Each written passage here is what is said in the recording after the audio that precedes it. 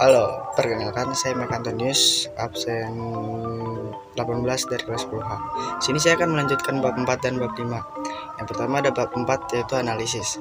Pertumbuhan penduduk dari angka kelahiran cuma 2, sekian persen. Urbanisasi luar biasa tingginya, kata Wali Kota Bekasi Rahmat Effendi belum lama ini.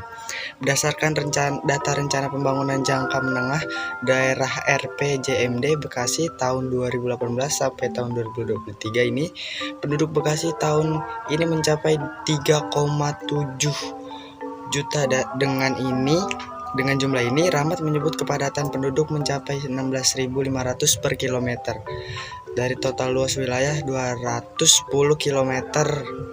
Karena itu wajar jika Kota Bekasi disebut Badan Perencanaan Pembangunan Nasional atau Bappenas RI, merupakan kota metropolitan dengan penduduk tertinggi di Indonesia setelah DKI Jakarta dan Surabaya. Karena terpadat, maka kota ini harus mampu menyediakan sarana dan prasarana untuk berbagai aktivitas kehidupan di masyarakat, kata Rahmat Effendi. Menurut dia, mengelola sumber daya manusia yang tinggi, pemerintah fokus terhadap penyediaan utilitas, pembangunan infrastruktur, dan penataan kawasan pemukiman supaya tak menumpuk di titik tertentu. Pembangunan jalan untuk memudahkan akses supaya penyebaran penduduk merata, kata Rahmat Effendi.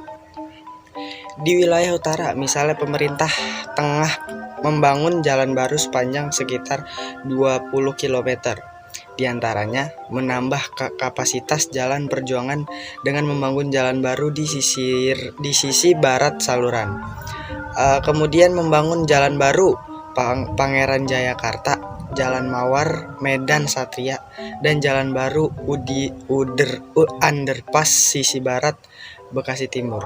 Akses di sini ditopang adanya transportasi massal KRL.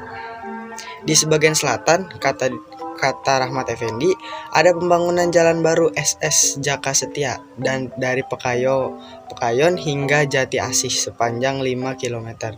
Selain jalan baru, infrastruktur di wilayah selatan terbantu dengan proyek strategis nasional mulai dari tol Cibitung sampai Cimanggis, jalan tol Jakarta Cikampek 2 Elevate, jalan tol Jakarta Cikampek 2 Selatan melintas Jati Asih dan Bantar Gebang, dan LRT Bekasi Timur Cawang.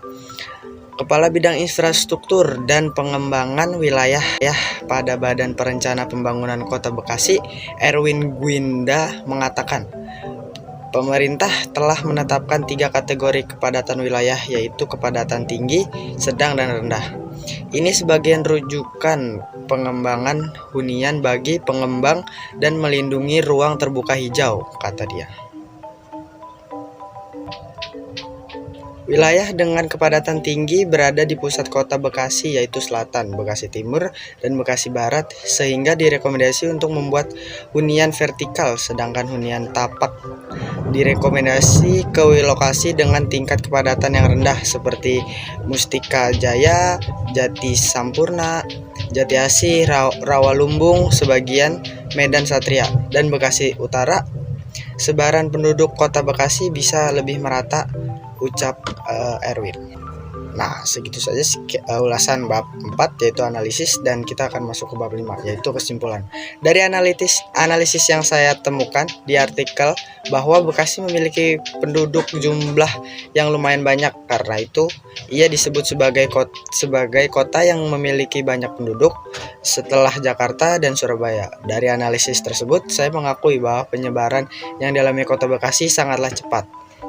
Nah, sekian ulasan geografi dari bab 1 hingga bab 5.